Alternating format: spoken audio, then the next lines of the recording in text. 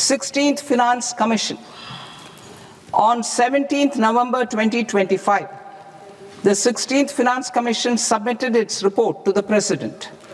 As mandated under Article 281 of the Constitution, the government is to lay the report along with the explanatory memorandum on the action taken report on the recommendations of the Commission in Parliament, which, Sir, Honourable Speaker, you've allowed me to do at the commencement of this session.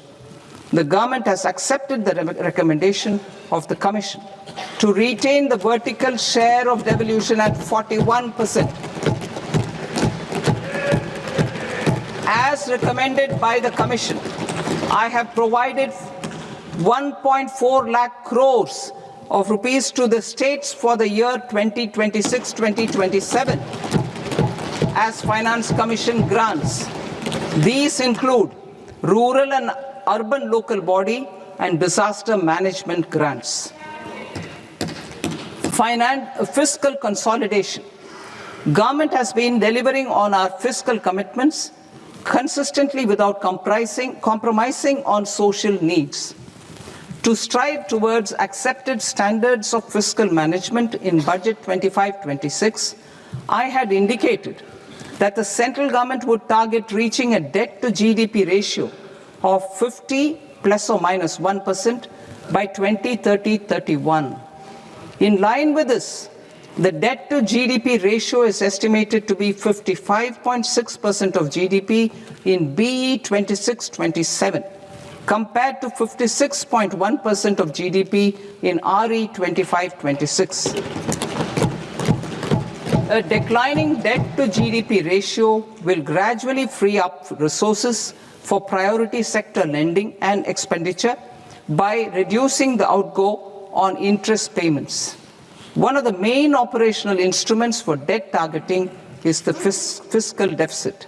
I am happy to inform this august House that I fulfilled my commitment made in 2021-2022 to reduce fiscal deficit below 4.5% of GDP by 25-26. In RE 25-26, the fiscal deficit has been estimated at par with BE of 2026 at 4.4% of GDP. In line with the new fiscal prudence path of debt consolidation, the fiscal deficit in BE 26-27 is estimated to be 4.3% of the GDP.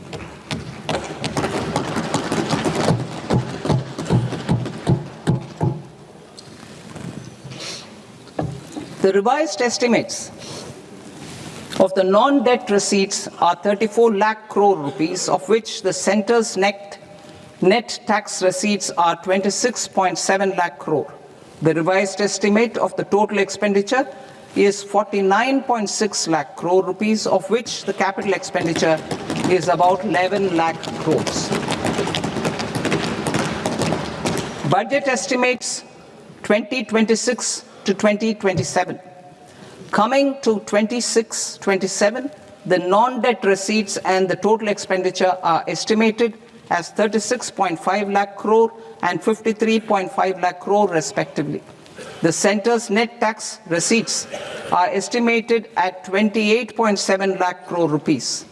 To finance the fiscal deficit, the net market borrowings from dated securities are estimated at 11.7 lakh crore rupees.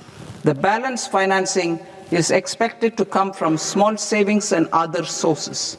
The gross market borrowings are estimated at 17.2 lakh crore rupees. I'll now move to Part B. Part B, direct taxes.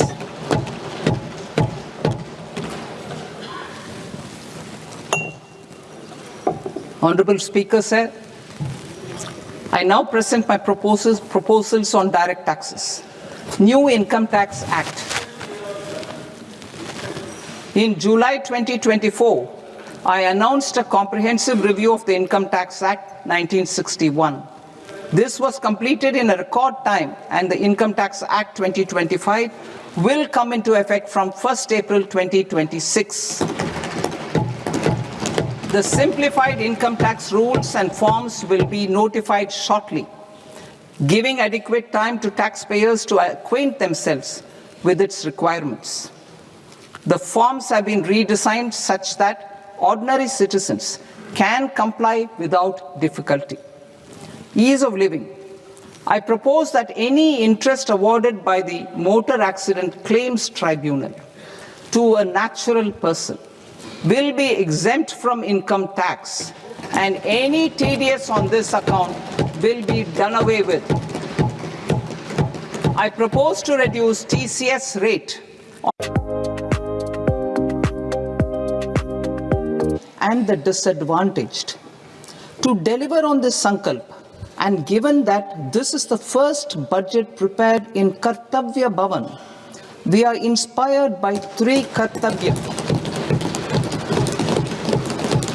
under the liberalized remittance scheme, popularly known as LRS, from 5% to 2%. Supply of manpower services is proposed to be specifically brought within the ambit of payment to contractors for the purpose of TDS